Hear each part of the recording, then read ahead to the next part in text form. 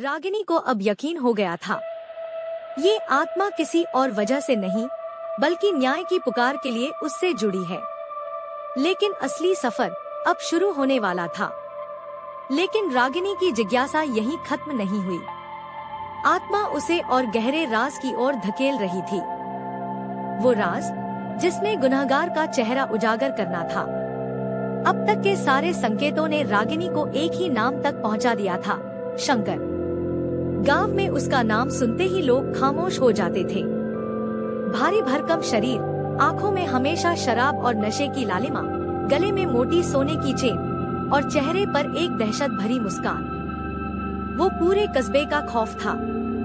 रागिनी ने धीरे धीरे पुराने अखबारों, बुजुर्गों और मोहल्ले वालों से जोड़ा।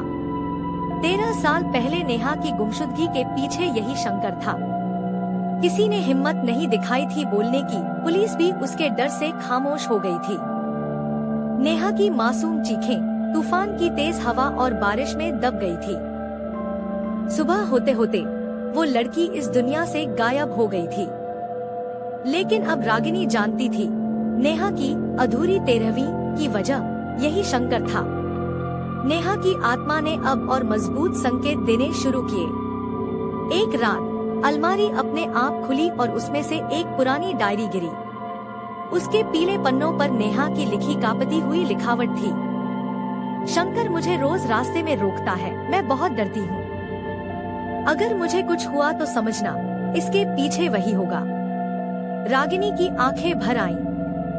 फिर दीवार की दरार से टूटी हुई पायल निकली, वही पायल जो मोहल्ले की औरतें याद करती थी कि नेहा हमेशा पहनती थी। और उसी रात उसके बिस्तर पर लाल रिबन रखा मिला, जिस पर खून के सूखे धब्बे थे। उस पर नेहा का नाम लिखा था, नेहा। अब रागिनी के पास न सिर्फ डरावने संकेत थे बल्कि ठोस सबूत भी। उसने बप्पा का नाम लिया और सबूतों को इकट्ठा करके पुलिस तक पहुंची। शंकर पहले तो हंस पड़ा। उसने कहा, ए टीचरनी, तुझ जैसी ना जाने कितनी आई और चुप हो गई, तू भी डर जाएगी। लेकिन इस बार हालात अलग थे। रागिनी अकेली नहीं थी।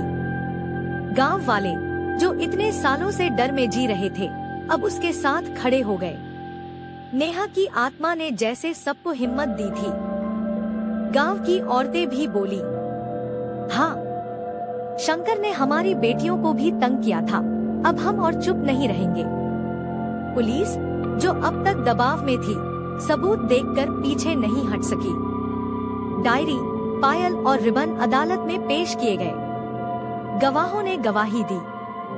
आखिरकार सालों बाद वो सच सामने आया जिसे शंकर ने छुपा रखा था, और शंकर गिरफ्तार हो गया।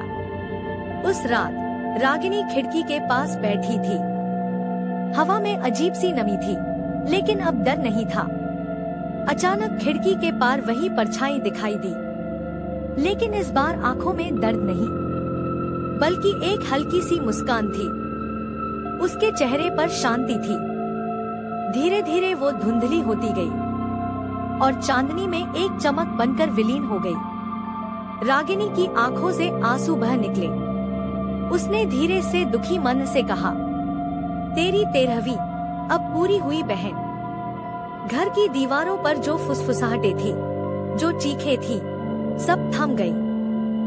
वो घर जो 13 सालों से खामोशी में रो रहा था, आखिरकार चैन से सो गया। कभी कभी आत्माएं हमें डराती नहीं बल्कि न्याय के लिए पुकारती हैं। और जब इंसान हिम्मत जुटा ले तो अधूरी 13वीं भी पूरी हो जाती है। ऐसी ही डरावनी और रोमांचक कहानियाँ देखने के लिए मेरे चैनल को लाइक और सब्सक्राइब जरूर करें।